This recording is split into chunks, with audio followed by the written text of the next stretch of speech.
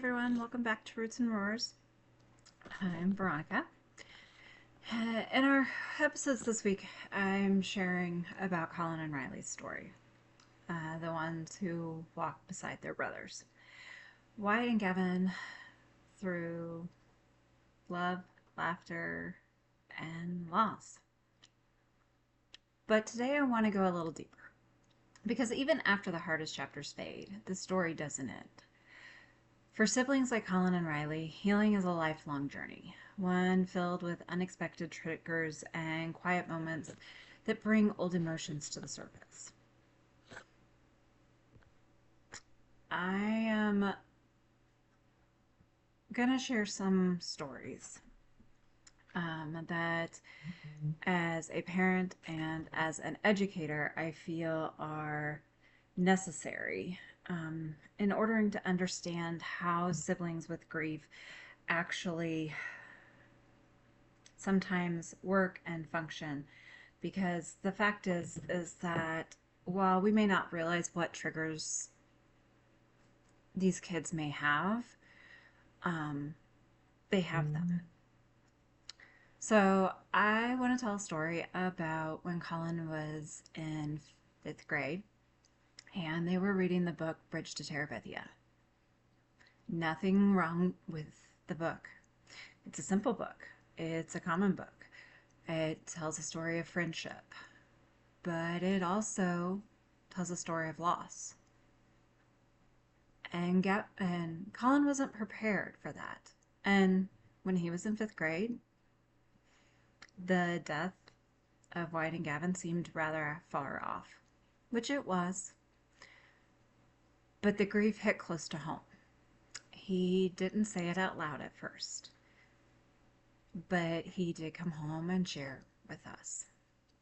And his teacher reached out because she was able to notice that he kind of shut down in that moment. And she handled it beautifully. I'm not going to say she didn't, because she did. But I think that had we been aware of the content of the book prior to, he would have been more prepared himself. And I understand. Spoiler alerts, all that stuff. I get it. But when it comes to things like grief, death, and loss, I know now there's a lot more trigger warnings on a lot of things. And so it may be more forefront in teachers' minds now than it was in, well, he's 23, so yeah, at least 10 years ago. These triggers are not always visible, but they are deeply felt. And for children like Colin, those moments remind us that grief isn't linear. It circles back when we least expect it, through a story, a song, or an empty seat. Riley's story that I'm going to share is a little more different, but just as powerful. His triggers often come in the absence. He used to write about his brothers all the time. When he was in grade school, he had a wonderful teacher. I love her. And in no way do I ever want her to feel like we didn't appreciate what she was doing and how much she loved him and wanted just the best for him in all reality. But he used to write about his brothers all the time. Stories filled with love, imagination, and memories. Writing was his connection to them, his way of keeping them alive through words and sharing their story through words. One day, in good faith, his teacher, encouraged him to try writing about something else. And again, I don't fault her on that, especially as an educator myself. Like, you want kids to be able to add some variety to it and things like that.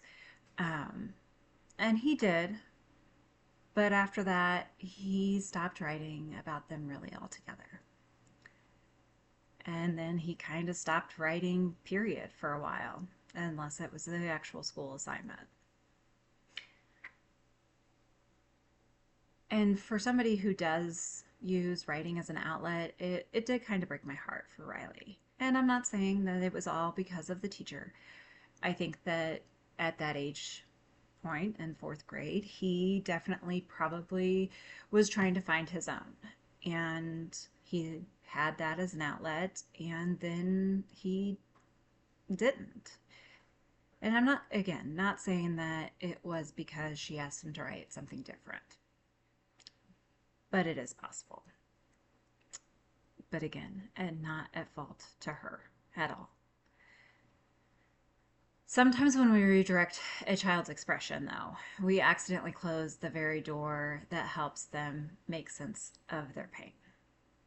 And for that teacher, I know because I've had conversations with her, she feels like as a new teacher, she wasn't prepared for a student like Riley, for a student with siblings that are going to not be there when they graduate, not be at their weddings, not be there to watch their own children grow up. It's a very hard concept, and sometimes a very rare concept. But as educators, we need to kind of be prepared for all of it. And I think that that is where I am hoping that when I step into a college classroom, I'm able to provide that kind of insight, just like I'm doing with you guys here. Because those real raw, emotional, and true stories are actually the ones we learn the most from. I know Riley's teacher did, and I know Colin's teachers did. Because we can't close the doors that help them make sense of their pain. The moments taught me something that I'll never forget. We must always protect a child's right to express their truth, no matter how uncomfortable it might make us feel. Because grief doesn't fit nightly into school projects. It shows up in drawings and essays and quiet pauses when we ask them to share. And if we listen closely, we'll hear their stories whispering between the lines. Colin and Riley continue to teach me that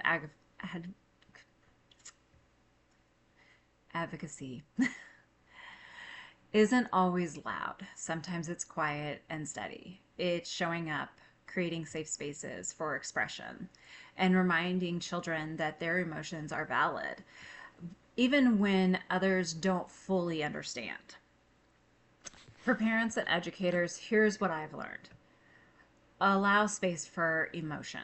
Books, art, writing, they can be powerful mirrors. Don't rush to redirect. Sit in the discomfort with them. Again, it's discomfort. And I understand that sometimes that's hard for people. But if our sole goal as an educator is to be there with our students, then we need to be able to sit in the discomfort with them. Acknowledge triggers. Now, like I said, that's a much bigger topic and standard, more or less, now than it was years ago. But they're still there. And sometimes we're not always aware of what is actually going to be a trigger.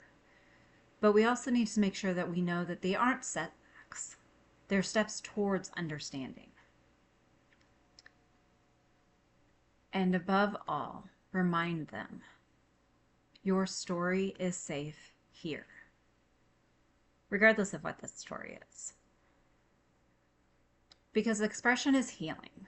Silence might protect the heart for a moment, but words spoken or written are what free it. Colin and Riley's journey reminds me that healing doesn't mean forgetting.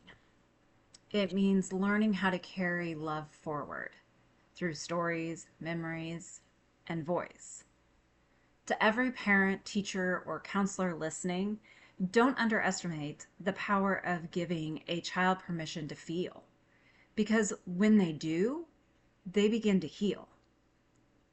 Colin and Riley, thank you for being brave, for being real, and for reminding me every day that our stories, even the hard ones, deserve to be told. Until next time, keep your roots rooted and your roars loud. And hit that like, follow, and share button, guys. Thanks.